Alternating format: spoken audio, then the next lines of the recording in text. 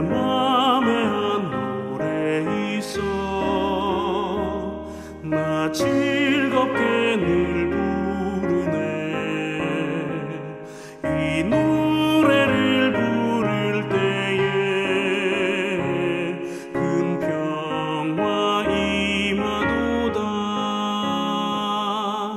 평화 평화 하나님 주신 선물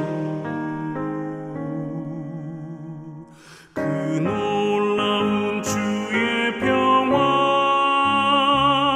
하나님 선물일세 주 십자가 지심으로 날 구원해 주셨으며 주 예수님 고난받아 나 평화 누리도다 평화 평화 하나님 주신 선물 그 놀라운 주의 평화 하나님 선물일세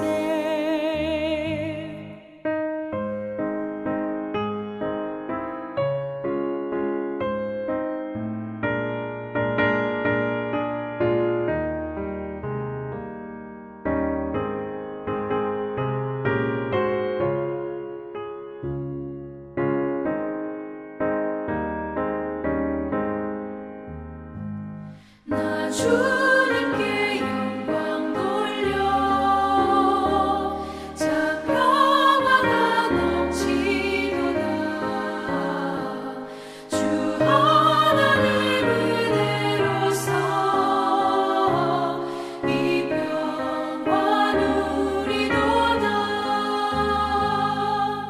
평화 평화 하나님 주신 선물 그 놀라운 주의 평화 하나님 선물일세 이 평화를 얻으려고 주 앞으로 나아갈 때 주 예수님 우리에게 이 평화 주시도다 평화 평화 하나님 주신 선물 그 놀라운 주의 평화 하나님 선물일세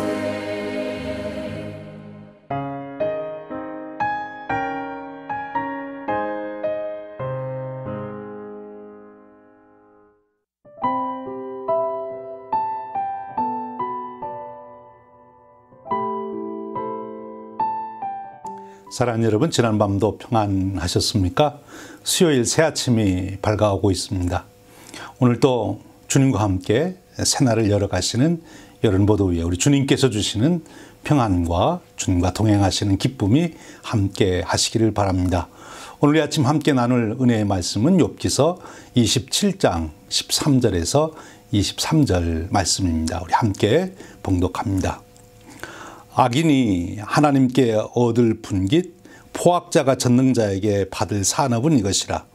그의 자손은 번성하여도 칼을 위하며 그의 후손은 음식물로 배부르지 못할 것이며 그 남은 자들은 죽음의 병이 도올 때에 묻히리니 그들의 과부들이 울지 못할 것이며 그가 비록 은을 티끌같이 쌓고 의복을 진흙같이 준비할지라도 그가 준비한 것은 의인이 입을 것이요 그의 은은 죄 없는 자가 차지할 것이며 그가 지은 집은 조무의 집 같고 파수꾼의 초막 같을 것이며 부자로 누우려니와 다시는 그러지 못할 것이요 눈을 뜬 즉 아무것도 없으리라.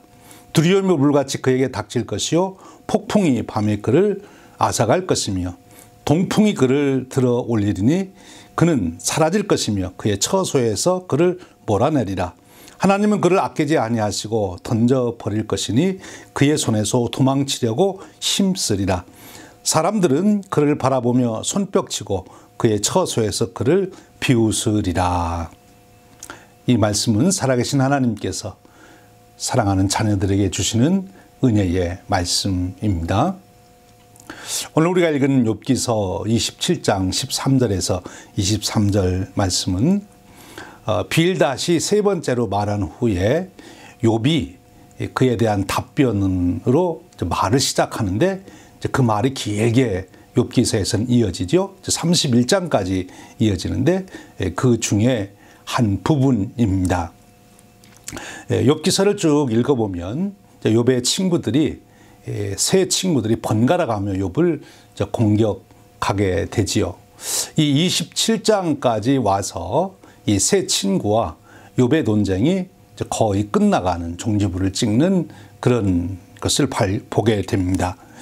욥기를 우리가 세밀하게 읽으신 분들이 발견하겠습니다마는 24장, 25장, 26장, 27장은 그 내용을 이해하기가 참 복잡합니다.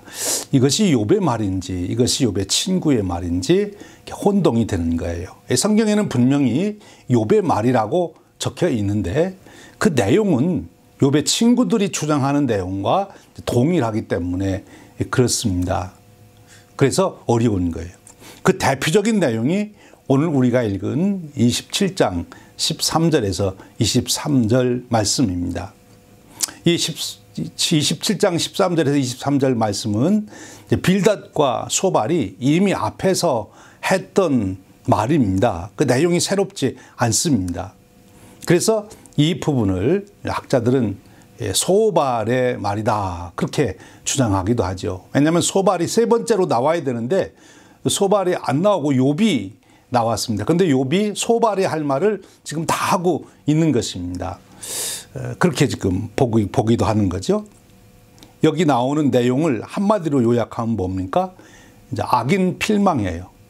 악인은 반드시 망한다. 그런 주제가 나오는 거죠. 소발이 20장에서 그렇게 주장했지 않습니까? 그리고 빌닷도 18장에서 이 악인 필망을 주제로 이야기를 했어요. 그런데 지금 욥이 그 말을 하는 겁니다.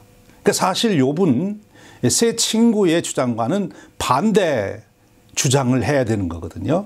그러니까 악일 필망이라고 주장하는 소발의 주장에 대해서 욥이 반론을 펴고 공박을 해야 되는데 지금 문자 그대로 보면 거기 써 있는 그대로 보면 지금 소발이 했던 20장에서 얘기했던 그것을 이 욥이 그대로 반복하고 있는 그런 모습을 보게 됩니다. 왜 그럴까? 우리가 이제 생각해 보는 거지요. 왜 그럴까? 이렇게 우리가 생각할 수 있습니다. 욥이 지금 이 친구들과 지금 막 설전을 벌여왔잖아요. 이제 그 막바지에 이르렀게 됐는데 소발이 무슨 말을 하는지 욥이 다 아는 거지요. 그러니까 소발의 말을 오히려 욥이 받아서 그것을 풍자적으로 대신 사용하게 되는 것입니다. 그래서 이 반어법적으로 오히려 자신의 주장을, 그러니까 그 소발의 이야기를 뒤집어 버리는 거죠. 반어법적으로 표현은 똑같이 문자적으로는 똑같지만 그가 말하는 의도는 오히려 그걸 뒤집어서 말하는 그런 형식이다 이렇게 볼 수가 있습니다. 그래서 우리가 이 욥기서는 잘 읽어야 됩니다. 잘못 읽으면 어려워요. 그리고 그 어려운 이유 중에 하나는 지금 엘리바스나 빌닷이나 소발이 하는 말씀 그 말들이 지혜 전통에서 나오는 아주 좋은 말씀들이에요. 우리가 잠언이나 시편에서 읽을 수 있는 말씀과 동일합니다. 다 옳은 말씀이에요. 일반적인 상황에서 옳은 말씀인데 그런데 그것이 지금 욥이라고 하는, 의인이 되는 욥이라고 하는 사람에게 그 말씀을 적용하려고 하니까 안 맞는 거지요. 그래서 문제가 되는, 그래서 더 혼돈이 오는 거예요. 아니 이것이 맞는 말인데 왜 또 이게 안 맞는다고 욥은 그러나, 이렇게 이제 우리가 혼돈을 하게 되죠. 그래서 이 욥기는 우리가 잘 읽어야 됩니다. 이 욥기 전체를 통해서 우리가 배우는 이 놀라운 것은 지혜 전통에서 주장해온, 그러니까 일반적인 상황에서 적용되어 오던 그 말씀이 특별한 상황에서 맞지 않을 때, 이제 그것 때문에 이제 고민들이 많았거든요. 분명히 하나님은 그렇게 말씀하셨는데 왜 내 상황에서는 그게 그렇게 되지 않느냐. 그런 고민을 가지고 있는 자들에게, 즉 더 깊은 신앙의 세계로 이끌어가는 그런 말씀이 욥기서의 말씀입니다. 그러니까 어찌 보면 잠언이나 시편을 통해서 우리가 받는 일반적인 지혜, 그거를 더 뛰어넘는, 더 깊이 인생의 실존에 들어가 보는 말씀이 바로 욥기서의 말씀이다. 그렇게 볼 수 있습니다. 오늘 우리가 13절부터 다시 한번 자세히 살펴보겠습니다. 13절 말씀입니다. 악인이 하나님께 얻을 분깃, 포악자가 전능자에게서 받을 산업은 이것이라. 그의 자손은 번성하여도 칼을 위하며 그의 후손은 음식물로 배부르지 못할 것이며 그 남은 자들은 죽음의 병이 돌 때에 묻히리니 그들의 과부들이 울지 못할 것이며. 악인들은 자손이 많지만 다 전쟁 나가서 죽을 것이다. 그리고 살아남더라도 가난해질 것이고, 그리고 전염병, 질병에 걸려서 다 죽을 거다. 어렵게 될 거다. 악인은 결국 그렇게 망한다. 그 주장을 지금 하고 있는 것입니다. 옳은 말씀이에요. 잠언이나 시편의 말씀을 통해서 우리가 얻었던 말씀입니다. 그런데 그것을 지금 욥에게 적용한다고 하는 것이 안 맞는다 하는 거죠. 16절 이하에 이렇게 말씀합니다. 그가 비록 은을 티끌같이 쌓고 의복을 진흙같이 준비할지라도 그가 준비한 것을 의인이 입을 것이요 그의 은은 죄 없는 자가 차지할 것이며 그가 지은 집은 조매 집 같고 파수꾼의 초막 같을 것이며 부자로 누려니와 다시는 그러지 못할 것이요 눈을 뜬즉 아무것도 없으리라. 아무리 재산을 모으고 모아도 그 재산이 자기에게 결국은 아무런 소용이 없다. 그 뜻입니다. 그가 모은 재산을 그가 쓰지 못하고 결국 의인이 그것을 차지해서 쓰게 될 것이다 하는 거지요. 결국 알거지가 될 거다. 그런 말씀을 하고 있는 것입니다. 이제 20절부터 보면 이렇습니다. 두려움이 물같이 그에게 닥칠 것이요 폭풍이 밤에 그를 앗아갈 것이며 동풍이 그를 들어 올리리니 그는 사라질 것이며 그의 처소에서 그를 몰아내리라. 하나님은 그를 아끼지 아니하시고 던져버릴 것이니 그의 손에서 도망치려고 힘쓰리라. 사람들은 그를 바라보며 손뼉치고 그의 처소에서 그를 비웃으리라. 악인은 두려움에서 떠나지 못하고 순식간에 재앙을 만나서 모든 것이 날아가 버리게 된다는 것이죠. 누구를 두고 하는 말씀 같습니까? 바로 욥을 두고 하는 말씀인 거예요. 욥 자신을 두고 지금 그 친구들이 했던 그 말을 반복하고 지금 있다고 볼 수 있습니다. 어떻게 욥이 그러면 이 말을 하느냐? 그걸 그대로 문자 그대로 받아들이면 욥은 지금까지 자기가 결복하다고 주장했던 것과 모순이 되는 그런 말을 하고 있는 거예요. 지금 욥의 친구들이 욥의 현재 당하는 고난을 보고 바로 내가 이렇게 되었다. 그러니 너는 죄가 있는 것이다. 내가 악한 사람이니까 너에게 이런 재난이 왔지 않냐. 이렇게 지금 주장한 것을 받아들이는 그런 꼴이 되는 것입니다. 결국 이제 자가당착, 자기 모순에 욥이 빠지게 되는 것이죠. 그래서 우리가 여기서 조금 더 깊이 생각해 봐야 되는 거예요. 정말 이 욥기서가 우리에게 주고자 하는 말씀이 무엇인가. 바로 여기서 욥은 역설적으로 얘기한다 하는 것입니다. 역설적으로. 그러니까 악인 필망이라고 너희들이 얘기하는데, 그래, 나도 악인 필망이라는 것을 안다. 그것을 나에게 적용한다면 하나님은 반드시 공의로우신 분이고 악인을 필망시킬 것인데, 이제 두고 봐라. 내가 망하는지 다시 일어서는지. 하나님께서는 반드시 악인은 필망하지만 선인은 흥하게 할 것이니까 하나님이 이루실 것을 봐라. 지금 판단하지 말고 보라. 하나님은 반드시 공의를 집행하실 것이다. 이렇게 주장하는 거죠. 그 패러다임이 좀 다른 것인데, 욥의 친구들은 현재를 결과로 보고 과거를 원인으로 봅니다. 그런데 욥은 그렇게 보질 않고 하나님은 공의로우신 분이고 자기는 선하기 때문에 하나님의 깊은 뜻이 있을 것이고 반드시 하나님께서 그것을 증명하는 그런 날이 올 것이다 하는 것을 주장하고 있는 것입니다. 인과의 원리로 내 삶을 재단하지 말아라, 그렇게 요청하고 있는 거지요. 지금 이 욥은 아주 그 반어법을 써서 탁월하게 주장하는 거예요. 그러면서 그 화살을 누구에게로 다시 돌렸습니까? 친구들, 앞에서 1절 이하에서 원수라고 말했던 친구들에게 너희들이 이렇게 이제 악인으로서의 결과를 맞이할 것이다. 그렇게 오히려 화살을 돌려놓고 있는 것을 봅니다. 욥기서는 쉽게 읽을 수 없는 그런 말씀이에요. 고난의 문제이기 때문에도 그렇고 이 논리적으로도 참 쉽지를 않습니다. 정신을 바짝 차리고 읽어야 되는 그런 말씀입니다.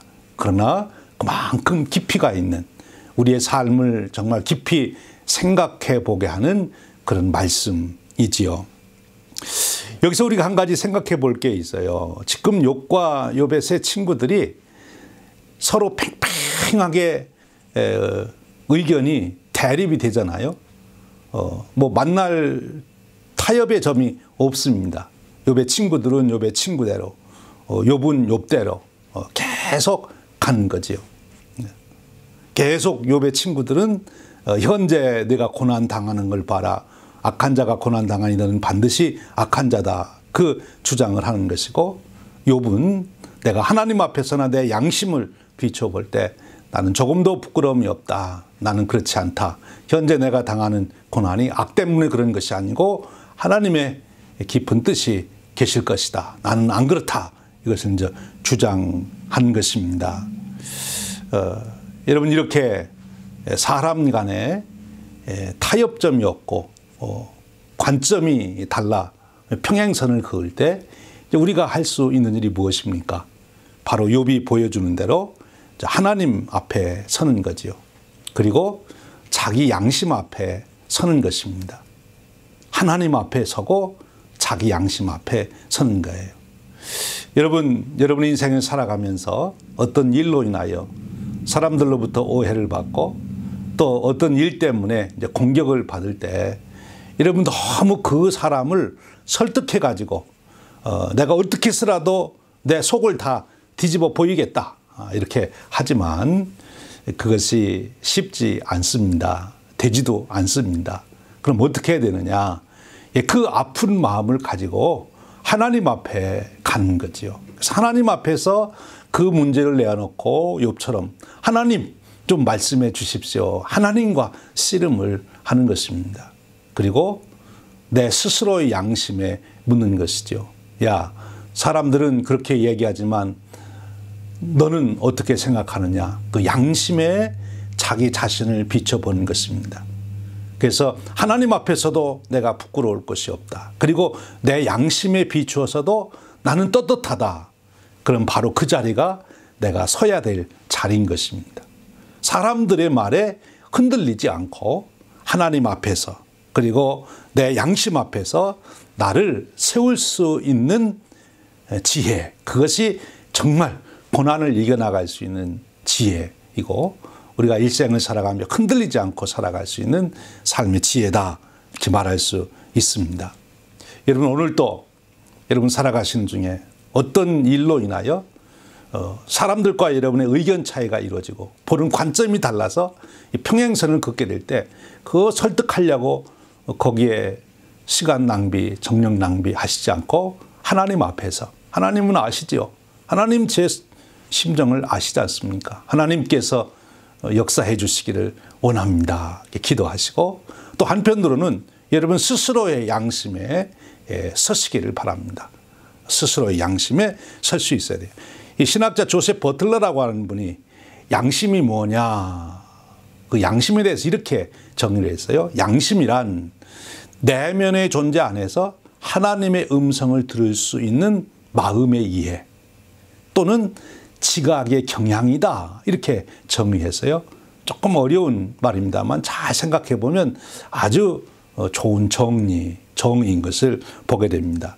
내면의 존재 안에서 하나님의 음성을 들을 수 있는 마음의 이해 또는 지각의 경향, 이것이 양심인데 바로 그 양심이 오늘 또 저와 여러분의 삶을 후원해주고 격려해주고 지탱해주고 용기를 북돋아주는 그런 축복이 함께 하시기를 바랍니다. 이제 또 여기 보면 어떤 교훈을 우리가 이제 받게 됩니까? 이 말씀에 보면 여기 욥이 지금 친구들의 그 주장하는 말을 자기가 갖고 그 말씀을 깊이 사실 되새긴 거예요. 그러니까 친구의 말을 반복했다고 하는 말은 그 말을 논리적으로 안 맞으니까 그냥 내 팽개친 것이 아니고 몇 번이고 그렇게 거듭하는 그 말을 욥이 스스로 깊이 생각해 보는 것입니다. 이것이 이제 또 욥이 인생을 살아가는 진정성, 성실성이라고 볼 수 있어요. 여러분, 우리가 누가 우리를 비난하고 비판하면 아주 듣기도 싫고 그 말은 생각해 보기도 싫고 그냥 다 버리잖아요. 그런데 오늘 욥은 지금 이 소말이라고 하는 친구가 하는 이야기를 마치 그 친구가 하듯이 그대로 반복하는 것을 보게 됩니다. 얼마나 그 친구의 이야기를 귀담아 듣고 그걸 가지고 생각을 해봤으면 친구가 하는 말처럼 똑같이 자기도 말할 수 있겠습니까? 그것은 그만큼 바로 상대방의 이야기를 자기가 아니다라고 하면서도 그러나 깊이 욥이 생각해 보았다, 그런 것을 우리가 여기서 발견하게 됩니다. 자, 여러분, 오늘 또 우리가 살아가며 많은 사람들이 우리 자신에 대해서 얘기하지요. 그때 여러분 그것을 흘려듣거나 아니면 그냥 나는 듣기도 싫다, 생각하기도 싫다 버리지 말고 마음이 아프더라도 그 말을 다시 한번 곱씹어보고 다시 한번 그 말의 뜻을 생각해 보는 것, 그것이 바로 또 인생을 살아가는 지혜요 힘이다, 이렇게 우리가 교훈을 받습니다. 그리고 오늘 말씀에서 우리가 또 하나 보는 것은 지금 욥의 경우에 하나님이 아는 욥이 있습니다. 그리고 욥 자신이 자기를 아는 욥이 있어요. 양심으로 아는 욥. 그리고 이 욥기서 처음에 등장했던 사탄이 아는 욥이 있어요. 사탄이 아는 욥은 뭐였어요? 하나님이 뭔가를 주니까 욥이 하나님 섬기지 그거 다 뺏어보십시오, 하나님 섬기나, 그렇게 이제 욥을 같이 절하했던 그 사탄의 눈이 있고, 또 지금 계속 친구들이 와서 공격하는 친구들이 보는 욥이 있잖아요. 이 욥기서를 끝까지 계속 읽어가 보면 하나님이 알고 있던 욥과 욥 자신이 자기를 알고 있던 욥이 거의 일치가 되어가고, 그리고 사탄이 알고 있던 욥하고 친구들이 알고 있던 욥이 또 일치가 되어가요. 그래서 이 욥기서 전체로 보면 욥을 이 둘로 나눠 놓고 서로 논쟁이 되는 그런 구도로 가는 것을 볼 수 있습니다. 그런데 여기서 우리가 이제 받는 교훈은 하나님이 나를 보는, 나를 평가하는 그 평가하고 내 양심, 내가 나를 바라보는 평가가 일치가 되는 것, 그것이 참 귀한 것이죠. 하나님이 보는 거하고 내가 스스로 내가 보는 거하고 이 차이가 많을수록 우리는 분열이 생깁니다. 갈등이 생기는 거죠. 마음의 분열이 생기는. 그런데 하나님이 보는 나와 내 양심이 보는 내가 같아질 때 그때 우리는 마음의 평안과 진정한 위로를 받게 되는 거거든요. 지금 욥이 하나님 차라리 나를 수월에 가둬두십시오. 나 홀로 있게 해두십시오. 그렇게 주장할 만큼 욥은 지금 하나님이 보는 자기와 자기가 자기를 보는 것이 거의 일치되는 그런 상태에 있는 거지요. 그러니까 여러분 그렇게 되려면 어찌 해야 되겠습니까? 예, 사건이나 일이 있을 때 사람의 말에만 귀를 기울이거나 자기 자신을 보지 않고 하나님 앞에 자기 존재를 세우는 것입니다. 욥이 지금 그렇게 왔잖아요. 하나님 앞에 몸부림치며 지금 매달려서 하나님 말씀해 주십시오. 하나님 묵상하고 하나님 나를 왜 이렇게 괴롭힙니까? 하면서도 난 하나님으로 맹세하겠다고 절대 하나님을 떠나질 않습니다. 하나님을 놓지를 않습니다. 하나님의 마음이 무엇인지를 헤아리려고 합니다. 그렇게 되면 하나님이 보는 나와 내가 보는 내가 일치가 되어 가게 되는 거죠. 그 속에 진정한 평강, 평안이 주어지게 되는 것입니다. 자, 여러분, 저와 여러분에게도 바로 이런 신앙의 여정, 영적 성숙이 이루어져가는 축복이 함께 하시기를 바랍니다. 오늘 또 하루가 시작되었습니다. 오늘 또 어떤 일을 당하든지 오늘 욥을 통해서 주신 이 교훈을 쫓아서 또 승리하시기를 바라고 주님과 동행하시는 승리 하루 되시기를 주님의 이름으로 축원드립니다. 함께 기도하겠습니다. 은혜로우신 하나님 감사합니다. 오늘 하루를 시작하는 첫 시간에 또 욥기서의 말씀으로 저희들을 안내해 주시고 그 말씀으로 저희들을 깊이 살펴볼 수 있도록 지각을 열어주시고 우리의 감성을 열어주시고 우리가 순종할 수 있도록 우리의 의지를 이끌어 주심을 감사드립니다. 오늘 욥기서를 통해 주시는 말씀이 우리 각자의 심령 속에 새겨지고 우리의 지혜의 자리를 잡아서 오늘 또 욥처럼 어떤 일을 당하든지 시험 들지 않고 하나님 안에서 인생을 구축해가는 승리의 삶이 되도록 은혜 베풀어 주시옵소서. 이 어려운 때 하나님 안에 있게 하시고 이 어려운 때 주님과 동행하며 승리를 이루게 하여 주시옵소서. 우리 주님 예수 그리스도의 이름으로 기도하옵나이다. 아멘. 여러분 오늘 또 있는 자리에서 꼭 10분 이상씩 기도하시고요. 오늘 또 주님과 동행하시며 승리하시는 하루 되시기를 바랍니다.